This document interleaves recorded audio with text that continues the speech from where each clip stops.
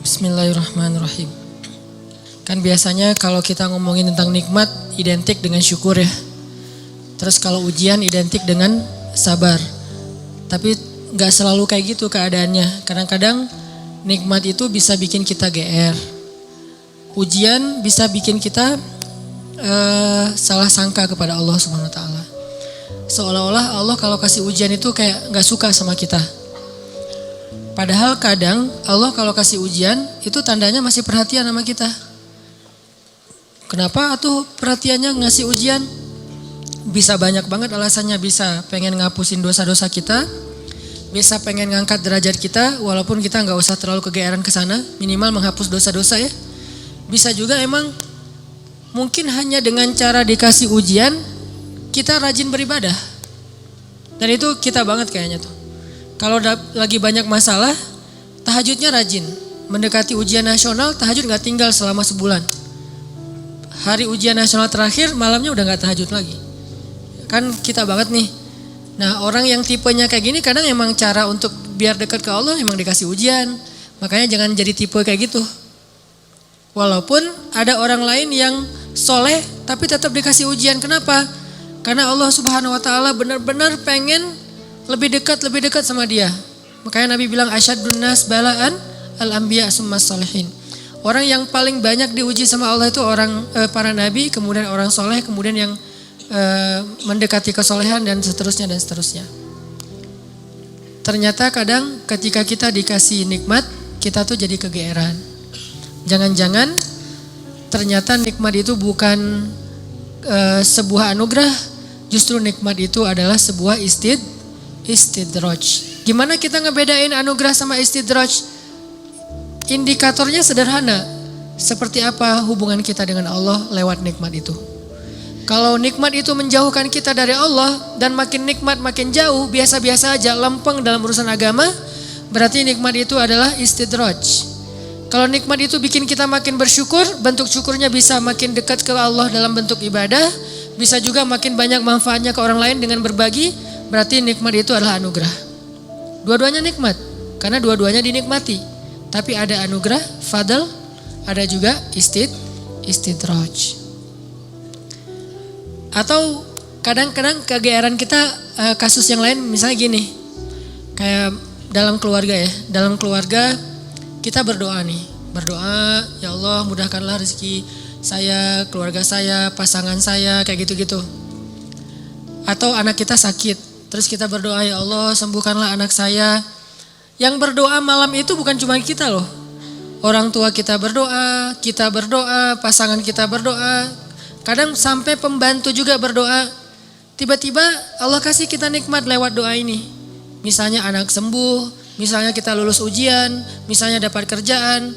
Terus kita tiba-tiba kegeeran. Ya doa saya diijabah banget ya. Di sini nih kegeerannya nih. Apa ini enggak husnuzon Ustaz? Husnuzonnya kalau Allah maha baik ya. Mau mengijabah doa orang yang tidak layak diijabah. Ini husnuzon. Kalau kegeeran, ya alhamdulillah saya orangnya layak diijabah doa ya. Doa saya itu cepat banget diijabah, lo baru semalam doa, hari ini udah ijabah. Kalau yang diomongin adalah kitanya, itu kegeeran. Kalau yang diomongin adalah kebesaran Allahnya, itu namanya husnuzon, bagian dari tahadus bin ni'mah. Wa amma bi ni'mati rabbika fahaddis. Yang dibicarain tuh bukan kita, tapi Allahnya. Atau kalau mau lebih nggak GR lagi, kita berhusnuzonnya bukan cuma ke Allah.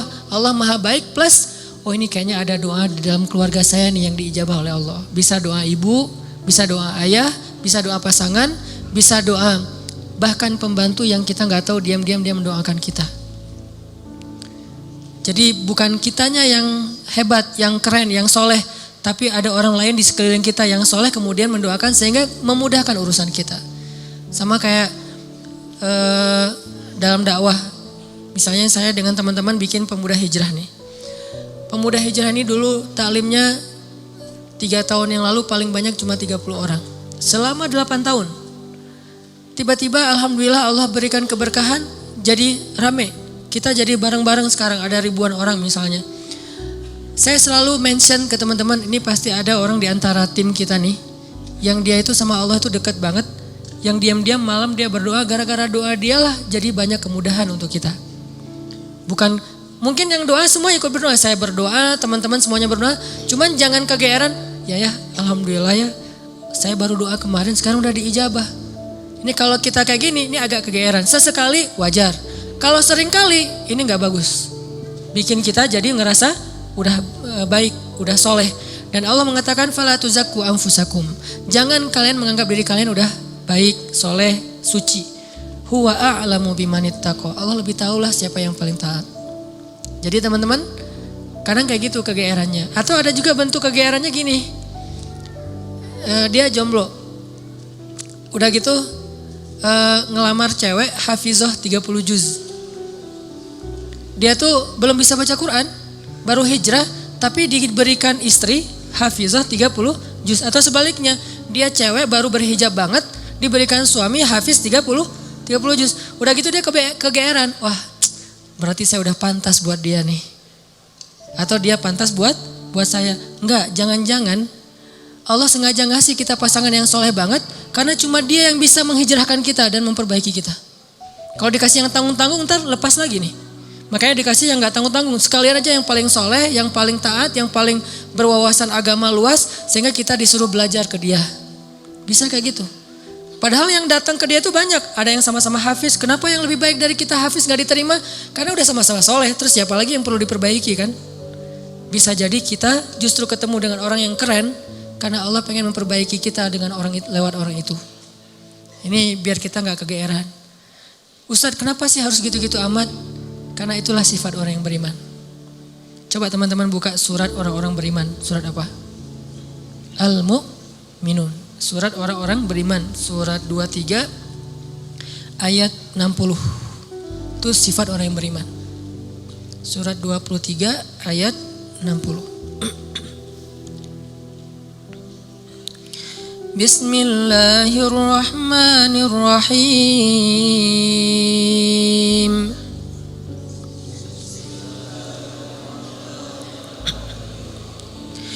والذين يؤتون ما آتوا وقلوبهم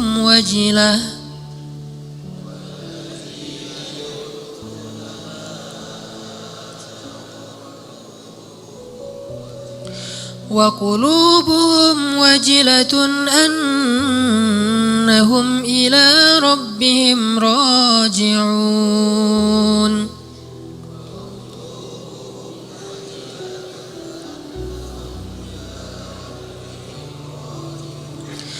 أولئك يسارعون في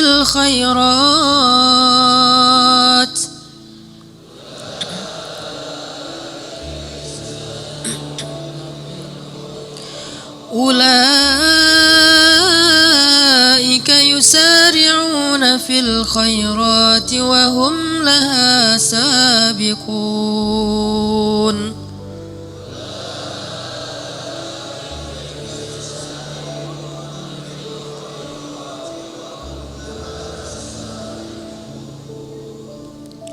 Dan orang-orang yang memberikan apa yang telah mereka berikan dengan hati penuh rasa takut karena mereka yakin bahwa sesungguhnya mereka akan kembali kepada Rabb-nya. Mereka itulah orang-orang yang bersegera kepada kebaikan-kebaikan dan mereka itulah orang-orang yang lebih dulu memperolehnya. Ini terjemahannya agak sedikit rancu ya. Karena kalau kita baca tafsir bukan memberikan, melakukan. Jadi ketika ayat ini turun, Aisyah nanya kepada Nabi apa tafsirnya? Walladzina yu'tuna ma atau wa qulubuhum wajilah. Dan orang-orang yang telah memberikan apa yang mereka telah berikan sedangkan hati mereka masih merasa takut. Aisyah nanya, maksudnya apa ya Rasulullah?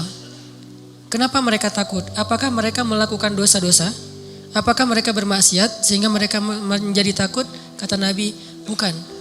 Maksud melakukan atau memberikan di sini adalah mereka udah sholat, mereka puasa, mereka sedekah. Jadi bukan cuma sedekah ya, semua amal soleh. Mereka udah bantu orang. Jadi mereka itu udah banyak banget ngelakuin kebaikan. Sedangkan hati mereka wajilah, masih merasa takut.